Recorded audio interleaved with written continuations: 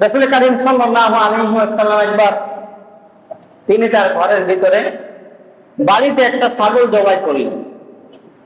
জবাই করার পরে হযরত আয়েশা রাদিয়াল্লাহু তাআলা কাজ করছেন, একটা রান ব্যতীত আর সব দিয়ে দিয়েছেন তিনি।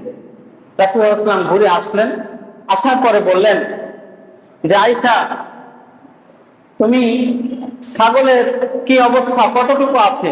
তিনি বললেন যে ইয়া রাসূলুল্লাহ, ছাগলের শুধুমাত্র রান আছে, আর সব আমি দান করে দিয়েছি। তো রাসূল সাল্লাল্লাহু আলাইহি ওয়াসাল্লাম বললেন যে তুমি এই কথাটা বলো যে শুধুমাত্র এইটাই নাই আর সবকিছু আছে, মানে রানটাই নাই আর সবকিছু কি জমা আছে। কারণ কি? কারণ রাসূল কারীম সাল্লাল্লাহু আলাইহি ওয়াসাল্লাম বলেছেন, কোন ব্যক্তি দুনিয়ার জমিনের ভিতরে সে যা খাবে, যা করবে এবং যা আহার করবে তার নিজের জন্য ব্যয় করবে, এটাই তার, বাদ বাকি আর কোনো কিছু তার না। মনে করেন কোন ব্যক্তি 1 কোটি টাকা না 10 কোটি টাকার মালিক, সে এমন অবস্থায় তার হাজার হাজার কোটি টাকা ব্যাংকে আছে, তার সন্তান আছে 4-5টা। হঠাৎ করে এই ব্যক্তি মারা গেল, এখন এই হাজার হাজার কোটি টাকা তার কাফনের কাপড়ের সাথে একটা চেক বেঁধে এটা দেওয়ার কোনো অনুমতি আছে নাকি? আছে নাকি?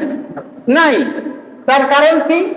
সে যা দুনিয়ায় খেয়েছে আর যেটা পড়েছে পোশাক, এটাই তার, আর বাদ বাকি যা কিছু দান করেছে এটা পাবে আল্লাহর কাছে। আর যদি না পায় তাহলে মারা যাওয়ার সাথে সাথে সন্তান লাশ নামানোর আগেই দেখবেন যে চেয়ারম্যান মেম্বার নিয়ে বাড়ি হাজির, যে আমার সম্পত্তি আমাকে আগে বুঝে দাও, এরপর বাপের লাশ কবরে নামাও। এরকম ঘটনা আছে না?